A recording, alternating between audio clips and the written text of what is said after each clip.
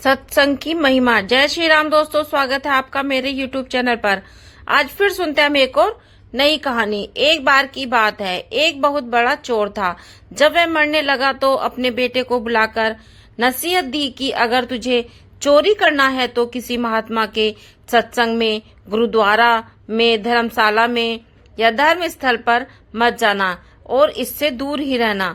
और दूसरी बात, अगर पकड़े जाओ तो मानना नहीं कि तुमने चोरी की है, चाहे कितनी भी मार पड़े, मानना नहीं कि तुमने चोरी की है। लड़के ने कहा कि जी सत्य वचन, मैं ऐसा ही करूंगा।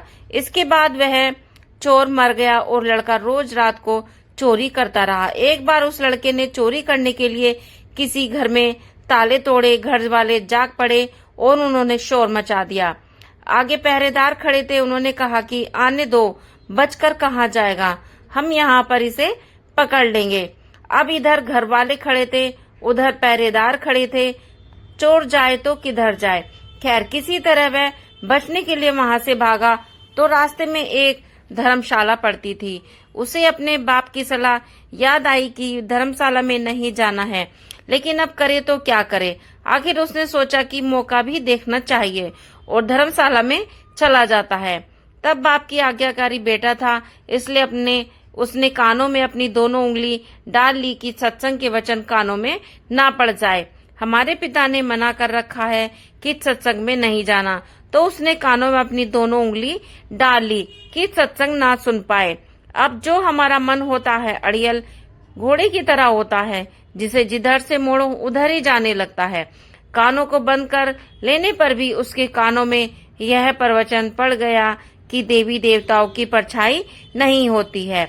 वहां पर सत्संग चल रहा था और उसने कान बंद कर रखे थे, फिर भी उसके कान में थोड़ी सी आवाज आई कि देवी देवताओं की परछाई नहीं होती है। उसने मन में ही कहा कि परछाई हो चाहे ना हो, मुझे क्या। फिर मैंने यह वचन जानबूझकर तो नहीं सुने, अनजाने में सुन लिए।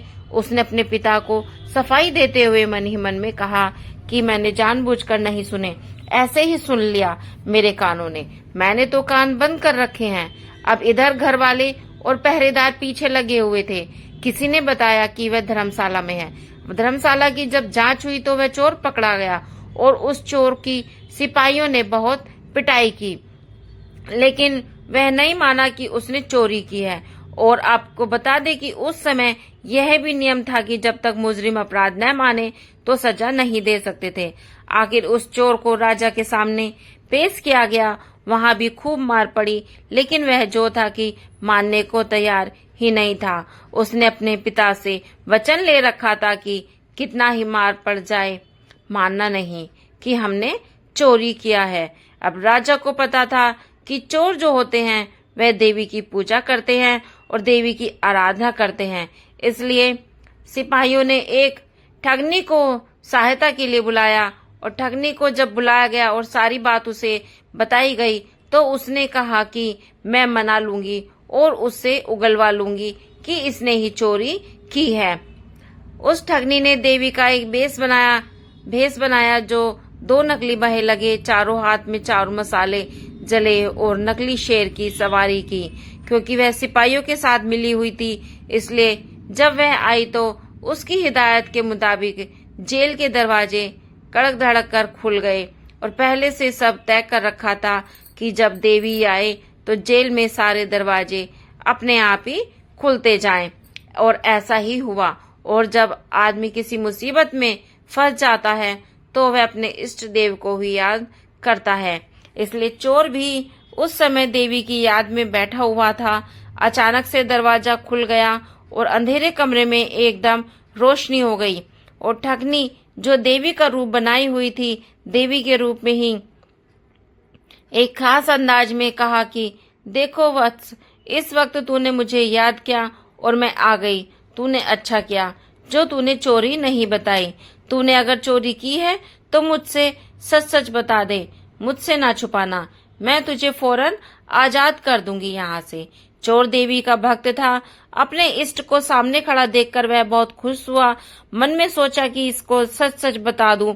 अभी वह बताने के लिए तैयार ही हुआ था कि उसकी नजर देवी की परछाई पर पड़ गई। उसको फौरन सत्संग का वचन याद आ गया कि देवी की परछाई नहीं होती है। उसने देखा कि इसकी तो परछाई है, समझ गया कि यह देवी नहीं है, हमारे साथ छल हुआ है। यह सोचकर वह रुक गया और बोला कि माँ, मैंने चोरी नहीं की है। अगर मैंने चोरी की होती तो क्या आपको पता न होता? आप तो सर्वव्यापी हैं, आप तो सब जानती हैं। अगर मैंने चोरी की होती तो आपको तो पता होता कि मैंने कोई चोरी नहीं की। अब ठगनी के कहने पर जेल के बाहर बैठे सिपाही चोर और ठगनी की बात सुन रहे थे, तो उनको और ठगनी को विश्वास हो गया कि यह चोर नहीं है। अगले ही दिन उन्होंने राजा से कह दिया कि यह चोर नहीं है, और फिर राजा ने उसको आजाद कर दिया। जब वह चोर आजाद हुआ तो सोचने लगा कि जब सत्संग का एक वचन सुना तो जेल से छूट गया, अगर सारी उम्र सुनो तो पता नहीं क्या क्या मिले। उसे जब यह ख्याल आया तो रोज सत्संग में जाने लगा। वह चोर ने किसी पूर्ण महात्मा की शरण ले ली और चोरी करना हमेशा के लिए छोड़ दिया, और वह एक महात्मा बन गया।